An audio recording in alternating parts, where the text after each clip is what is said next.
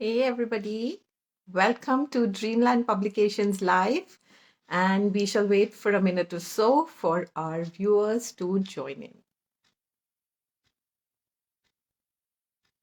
Welcome, Sapna, welcome, Aniket, smiling, drop in a hello, drop in a heart, bookmarked Vikrant. We are live. We are going to be starting soon. It's a super short session so that you don't have to find too much time out from your daily schedule, and also you get some value addition in your reading time with your little ones. Hi Sapna, hi Happy Mishra, hello, hello everybody. So just as a reminder, hi Kanika, hello Purveer of Fiction. Thank you so much for joining. And okay, how many of you have seen me before on Dreamland? Let's check. Hi Sukriti, how many of you have seen me before? You have? Do you remember us from last year? Yes, we did a series of storytelling sessions, read aloud storytelling, different formats with Dreamland Publications, and we thought, why not bring that joy this year again? So, Aryah Inspires is back in collaboration with Dreamland Publications to bring you some story time. So, we'll be coming often. You'll get the notification on the page. So, stay tuned and follow Dreamlands. And about today, so the idea is to come here, share some stories with you, introduce you to the wide world of books that Dreamland publishes, and also to give you little snippets and tidbits about what to do, how to do with your little ones. And just be your partner in your storytelling journeys. Like at Aryah Inspires, we say that we are your story partners. So that's what we are here for. So are you ready for today's story before we get into the other nuggets? Give me a heart, give me a high five, give me a hello if you're ready, give me a wave so that I know that you're ready for today's story.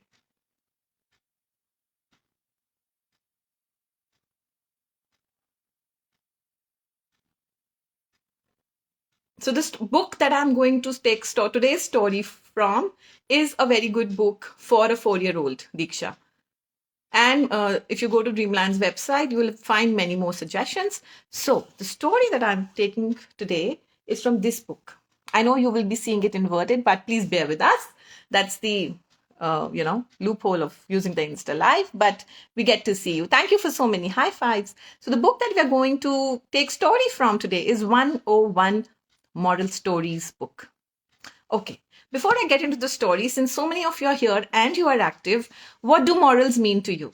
A phrase or a sentence. What do morals mean to you?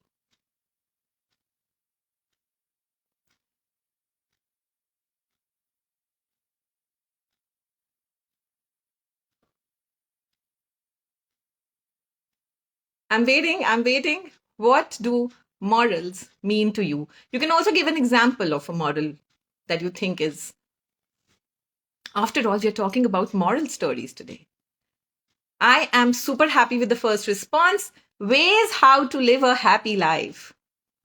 A learning which helps in growth. It's a teaching of life. Values.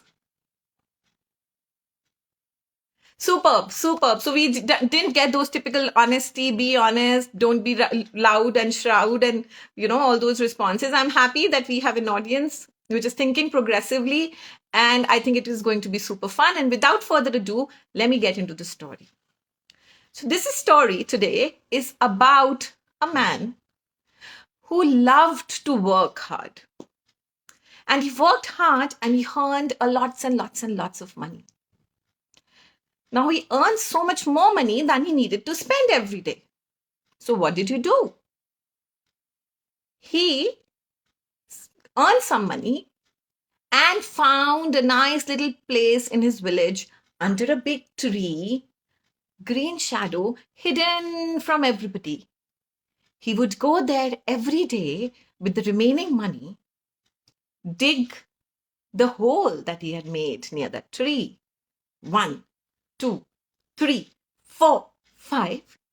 He would shove all his money there, put the soil back. 1, 2, 3, 4, and would go home.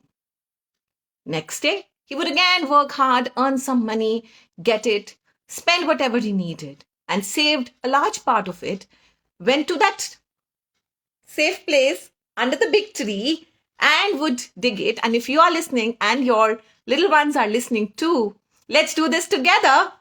1, 2, 3, 4. And if you did this with me, give us 1, 2, 3 in the comments box. And then he would put all his money and then safely hide it. 1, 2, 3, 4. And would go home and sleep. He would do it day after day, week after week. And let's do this one last time. He saved a lot of money and he went to that hole under the big tree. And 1, 2, thank you, 3, 4. And made some space for more money, put it in there and hid it again. 4, 3, 2, 1. Superb, everybody. And that's how his life was going on. What he didn't know was that a thief used to observe him. And one fine day, when the thief got a chance, he went there, near that hole, under the big tree. 1, 2, 3. And this time, what do you think the thief did?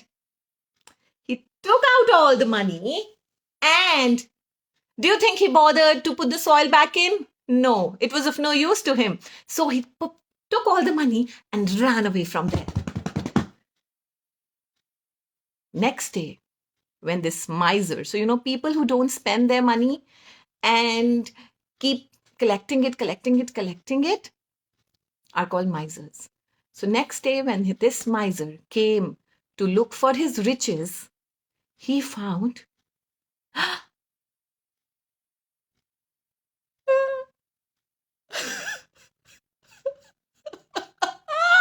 money! Oh, my money! He looked around and he didn't know what to do. He cried, he sobbed. And it was a lonely space, away from the village. But there was a passerby and he saw this man howling and crying. And he went up there and he said, "What's wrong?" Yeah, what's wrong? Tell me what's wrong. What was in there? Listen, young man, unless you tell me what's wrong, I will not be able to help you. And then the miser told the entire story about how he used to save all his money there. And now it's gone. Were the sobs that the passerby heard. He looked around and asked the miser a question. Okay, tell me, you say you had lots and lots of money in here. But I see you from the village. You live in a shabby little house. It's not kept well. You are wearing tattered clothes.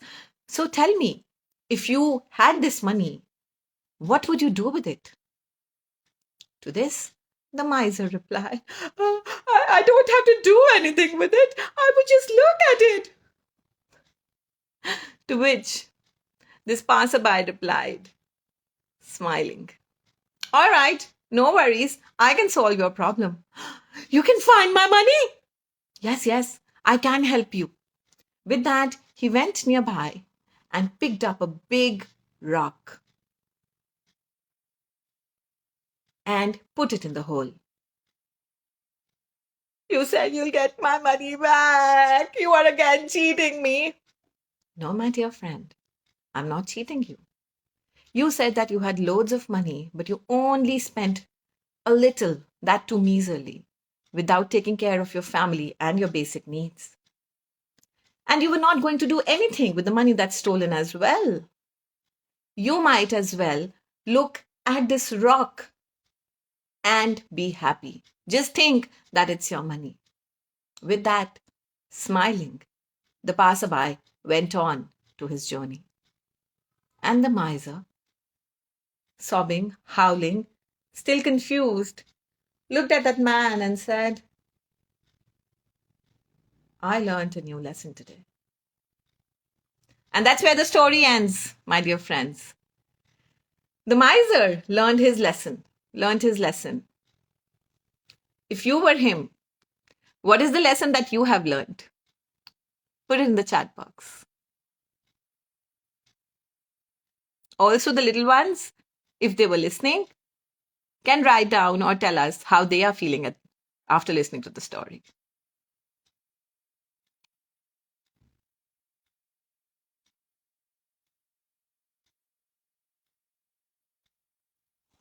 Now, while you are writing it in the chat box, let me open the story from the book. Like it says, this book has 101 stories. Sorry, I've lost the page. Oh, yes. And this story is story number 73 from the book. So if you listen to the whole story, yes, Diksha, do not save money. Jokes apart, save and spend the money too, but don't be a miser. Yeah, right?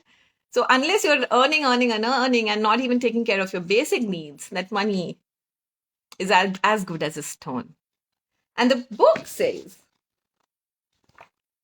this is the story that we read, okay? And the book says, thank you so much. The book says, wealth unused might as well not exist.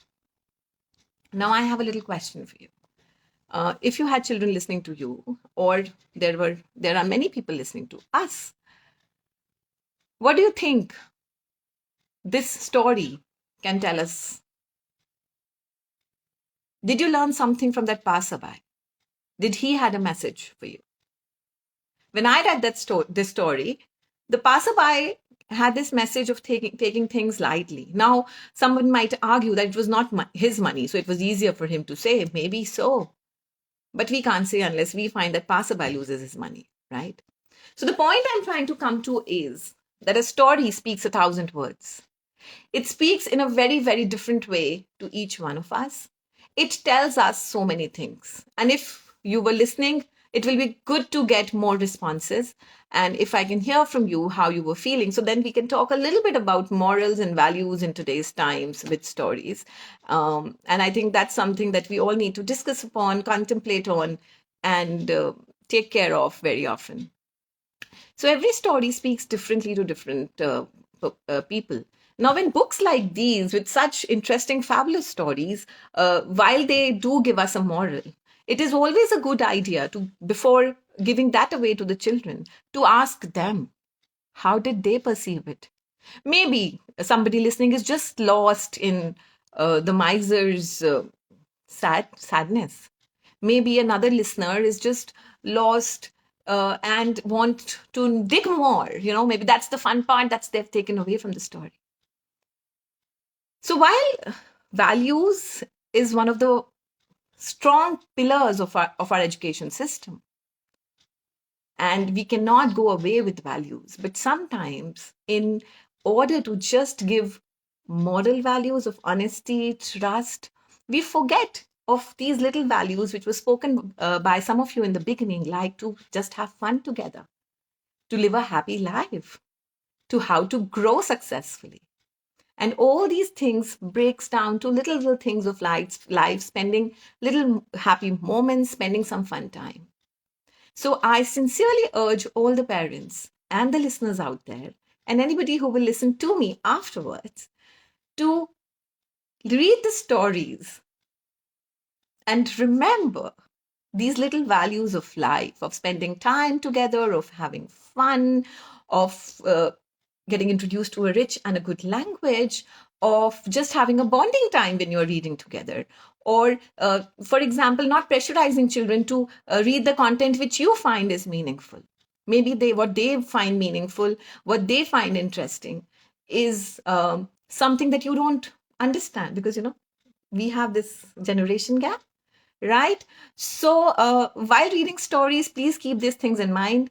And also, while these books guide you to a moral, use them in your conversations, but don't forget to initiate conversations and extract as many values, as many morals, as many takeaways as your child can take away from such little beautiful stories. And don't forget to read aloud to your children, whatever age they may be, even if they have started to read aloud themselves, even if they have started to do it, don't forget, read along is the best gift you can give to your family, to your children, to your spouse for that matter. And with that, I think I'll say bye-bye for today. We'll take one last question from the chat box. And I want to remind you that this and many such beautiful stories, so this is 101 Moral Stories book. If you see in this series, Dreamlands have fairy tales, Aesop fables, bedtime, grandma stories, animal stories, Panchtantra, Bible, and a whole lot. So please go to their website. The books are available on website, on their Facebook page. You can DM on Instagram. You can buy them on Amazon and Flipkart, and I think First Cry too. So yes, so the question that I am Diksha has is, should we narrate the stories in English or Hindi to a 3 or 4 years old? Just a basic question. Language. Language is something that we use to communicate. Agreed? And communication. So somebody has said that communication is, the best power somebody can have these days. I have a different take on this. I'll say that more than communication, comprehension is the power that somebody should have these days. So if you can say your words beautifully in a flowery language, in a beautiful language, but your listener is not able to comprehend what you are saying, it's all a waste. So just remember this and choose your language. I hope it was helpful. With this, we'll say bye-bye. We'll end the session. And thank you so much for joining. This live will be available on Dreamland's page very soon. Please pour in your questions. You can also find us at our Insta handle, Aryah Inspires, and connect with us there as well. Thank you so much. Bye.